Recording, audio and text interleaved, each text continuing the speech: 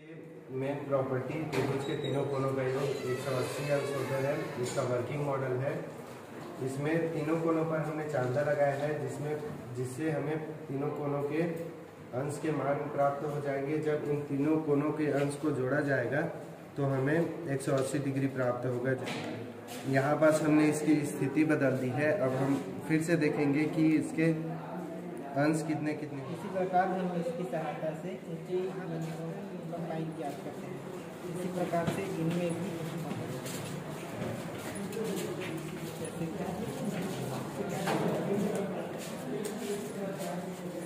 ये जो है इसके लिए आधार का काम करेगा। यहाँ पर हम 45 डिग्री यहाँ पर जो यहाँ तक यहाँ इसका फोकस जा रहा है उसमें हम इसका लंबाई निकाल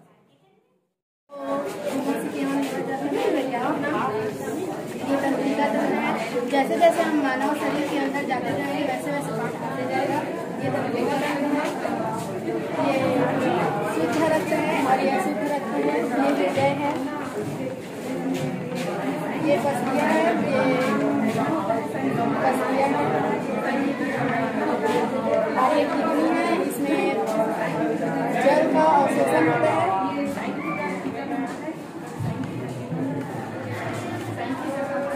ये छोटी आंत है, ये ग्रसनी है। यहाँ से जब भोजन आता है तो छोटी आंत में ये अवशोषण होता है।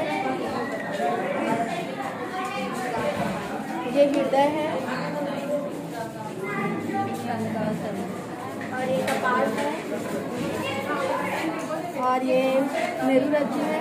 इसमें खींची गई रेखा अन्य दो भुजाओं को समान अनुपात में विभाजित करती है।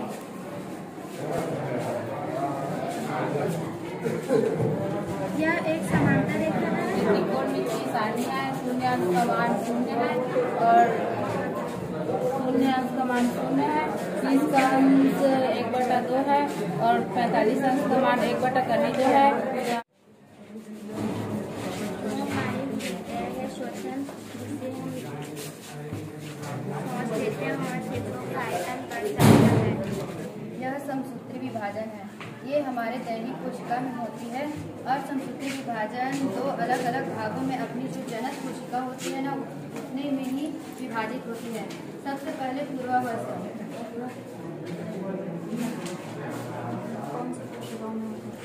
ये दैहिक कोशिका में होती है।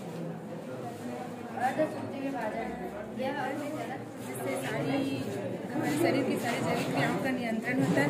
ये हमारा श्वसन तंत्र है और ये श्वसन तंत्र में फेफड़े हैं और ये इसके पार्ट्स हैं। ये एल्वियोलाइट है और ये हमारा हार्ट है जिससे समस्त शरीर से रुधिर हमारे हृदय के इस वाले पार्ट से अंदर आता है अशुद्ध रुधिर जिसमें CO2 उपस्थित होता है और ऐसे वो हमारे हृदय के इस वाले पार्ट से होते हुए हमारे फेफड़ों की ओर जाते हैं अशुद्ध रुधिर और फिर फेफड़ों से शुद्ध होकर वो रुधिर ऐसे हमारे शरीर के वापस हमारे शरीर मतलब हमारे हृदय में आकर वापस समस्त शरीर में ग्रास नली है और यहाँ से हमारा जो हम लोग खाना खाते हैं वो इस ग्रास नली के द्वारा यहाँ हमारे पेट में आता है और पेट से फिर हमारी छोटी आंत में जाता है और छोटी आंत से वो बड़ी आंत में फिर से उसका अवशोषण होता है, वो बाहर निकाल दिया जाता है और ये हमारे शरीर की मतलब पाचन तंत्र की ना सहायक ग्रंथियाँ हैं। ये लीवर है, इसमें ये 2 पार्ट्स होते हैं। ये जब हम बाहर से सांस लेते हैं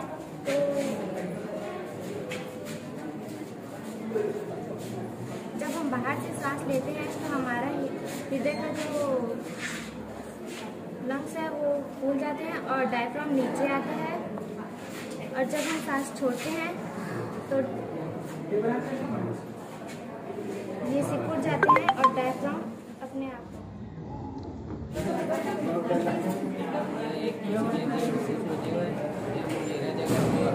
पाया जाता है।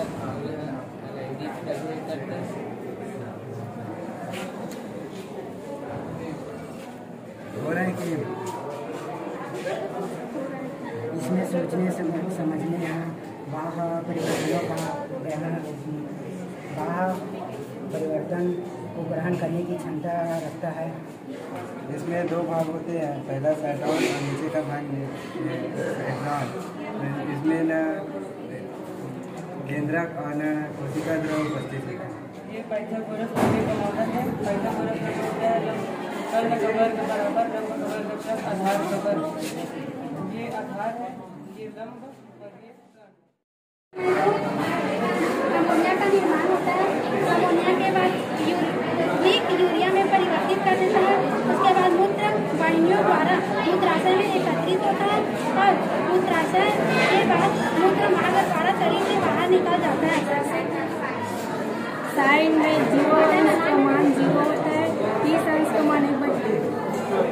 जैसे कॉस में 0 अंश का मान 1, tan में 0 अंश का मान 0, 30 अंश का मान। के जो महत्वपूर्ण सूत्र है उसको खेल की सहायता से खेल में सीखने का ये एक मॉडल है। इसमें इस तरफ पूरे फॉर्मूले लिखे हुए हैं और इसके दूसरे तरफ इनके आंसर्स लिखे हुए हैं। जैसे कि पहला वाला फॉर्मूला है dx/में x² - a²। इसका जो आंसर है वो है अपना 1/2a log x - a x + a + c। जैसे हम यहाँ पर